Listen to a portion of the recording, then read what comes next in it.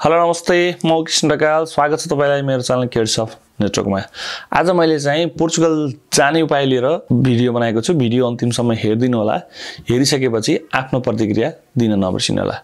मैले normally video बनाउँदै गर्दा कुनै पनि उद्देश्य राखेर तपाईहरु मसित आउनुस् र म मार्फत पठाउँछु भन्ने कुनै पनि उद्देश्य लिएर भिडियो बनाएको हुँदैन। र जति पनि तथ्यहरु छन्, जसरी पनि नेपालीहरु जुन देशमा काम गरिरहेका छन्, ती जाने बाटो सजिलो बाटो चाहिँ के छ र त्यही बाटो तपाईले नजानेर चाहिँ बीच मेन पावरहरु बीचमा एजेन्टहरुलाई चाहिँ जुन तपाईले पैसा दिइराख्नु भएको छ त्यो दिनु पर्दैन। तपाई सिधै आफै एप्लाई गरेर जान सक्नुहुन्छ भन्ने उद्देश्यले भिडियो बनाएको छु हैन। भिडियो बनाएको हुन्छु, तर कतिपय साथीहरुले कमेन्टमा नबुझेर तपाईले नि गर्दिनुस् यो गर्दिनुस् भन्नुहुन्छ। त्यो हैन, तपाईले आफैले पनि गर्न सक्नुहुन्छ। यदि तपाईले आफैले गर्नै सक्नुहुन्न भने त तपाई पनि जसरी भए पनि एउटा न एउटा एजेन्सीसित जानु पर्यो। तर तपाई आफैले गर्न सक्नुहुनेछ भने चाहिँ बाटोहरु यो हो, यो बाटो भयो भने त चाहिँ हामीले आफैले एप्लाई गरेर पनि काम गर्न सकिन्छ, जान सकिन्छ र बीचमा दलालीहरुलाई पैसा दिनु पर्दैन भन्ने उद्देश्यले नै बनाएको हुन्छु। र आज मैले पोर्चुगलको भिडियो बनाउँदै गर्दाखेरि तपाई हाम्रो यहाँको साथीभाइहरु चाहिँ पोर्चुगल गएर बस्नु भएको र 6-7 महिना वहाँ काम गरिसक्नु भएको साथीसित रेफरेन्स लिएर नै मैले आजको भिडियो बनाएको छु। र के हुँदो रहेछ भने चाहिँ पोर्चुगलमा जान चाहिँ हामी डाइरेक्टली नपाए पनि सेन्जेन भिसा लिएर चाहिँ हामी पोर्चुगल जान सकिन्छ। सेन्जेन भिसा भनेको युरोपियन कन्ट्रीको सेन्जेन भिसा चाहिँ टुरिस्ट भिसा चाहिँ हामीले लिन सकिन्छ। भनेको टुरिस्ट भिसा लिनको लागि तपाईले फेसबुकहरुमा पनि विभिन्न ट्राभल कम्पनीहरुले बुस्टिङ गरिरहेका हुन्छन्। ट्राभल कम्पनीहरुले चाहिँ तपाईको 3 लाख 3,50,000 यस्तै राउन्डमा चाहिँ 9-10 दिन 7-8 दिनको प्याकेजहरु चाहिँ अवेलेबल भइरहेको हुन्छ।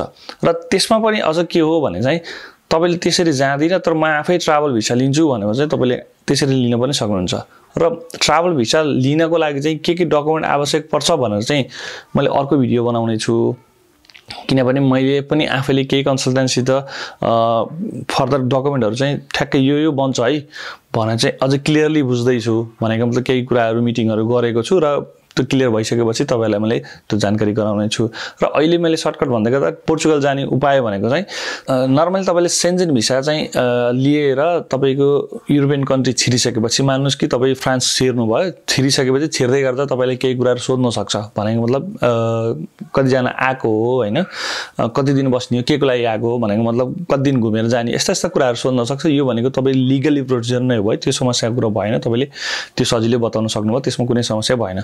र त्यसपछि तपाई 1 दिन 2 दिन 3 दिन 4 दिन कति दिन बस्नी हो, त्यहाँ बसिसकेर नेपाल फर्किनु भन्दा अगावै नेपालको भिसा भनेको तपाईको ट्राभल भिसा सकिनु भन्दा अगावै तपाई त्यहाँबाट फ्लाइटको टिकट काटेर जब इजिली कुनै रोकटोक नभइकिन तपाई पोर्चुगल छिर्न सक्नुहुन्छ। पोर्चुगल छिरिसक्दा पोर्चुगल जानला भनेको काठमाडौँ पोखरा जस्तै हो, त्यसमा केही समस्या छैन। सेन्जेन भिसा भएर सेन्जेन कन्ट्री भित्र छिरिसकेपछि पोर्चुगल जान कुनै पनि आपत्ति कुरा भएन, तपाईले इजिली जान सक्नुभयो। र त्यसपछि तपाईको पोर्चुगल छिरिसकेपछि त्यहाँ लिगल इन्ट्री भन्ने हुन्छ।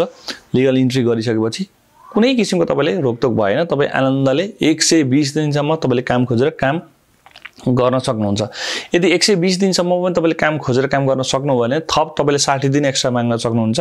टोटलमा 180 दिनसम्म हामीले टाइम पाइन्छ। 180 दिन भित्रमा पनि तपाईले काम खोजेर काम गर्न सक्नु भएन भने तपाई ब्याक हुनुपर्ने हुन्छ। यदि 180 दिन भित्र तपाईले काम खोजेर काम गर्नु भयो भने चाहिँ तपाईलाई कुनै किसिमको समस्या हुँदैन। र अर्को कुरा चाहिँ तपाईले काम नपाउने भन्ने पनि छैन। अहिले यति बेला चाहिँ युरोपियन कन्ट्रीमा लकडाउन भन्दा पछि मेन पावरहरु एकदमै अभाव भएको छ। हो, स्किलको काम पाउन थोरै समस्या लाग्न सक्छ, तर नन स्किल कामहरु चाहिँ जति पनि पाइन्छ। यदि तपाई कोही त्यसरी जानु भएको छ, जाँदै हुनुहुन्छ, तयारी हुनुहुन्छ र तपाईले त्यहाँ कोही तपाईको आफन्त साथीभाइ कोही छैन भने तपाई मलाई सम्पर्क गर्नु, म त्यहाँ भएको साथीहरुलाई कनेक्ट गराइन्छु जुन कि तपाईलाई काम खोज्न हेल्प गर्नुहुन्छ। त्यसको लागि तपाईलाई उहाँहरुले कुनै किसिमको फी लिनु हुँदैन। र नर्मली तपाईले काम गर्दै गर्दा तपाईको 3 वर्षपछि त्यहाँको सामान्य केही कार्ड बन्न सक्छ सेन्जेन भित्र घुम्नलाई। त्यसपछि 5 वर्ष र त्यहाँको कार्ड लिनको लागि चाहिँ पहिला तपाईको 5 वर्षमा त्यहाँको कार्ड बन्थ्यो भने चाहिँ अहिले चाहिँ परिमार्जन गरेको छ र 10 वर्ष भन्ने कुरा आएको छ। कति कार्यविधि के भन्छ र के रिक्वायरमेन्टहरु चाहिन्छ त्यो कुरा तपाईले त्यहाँ पुगिसकेपछि नै थाहा पाउनुहुन्छ।